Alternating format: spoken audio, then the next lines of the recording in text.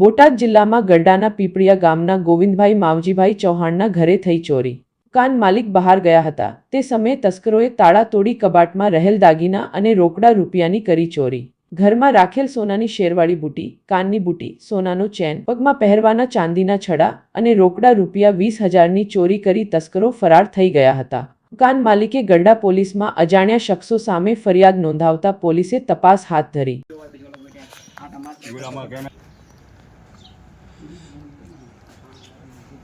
Ahora que me lo brule, y malo.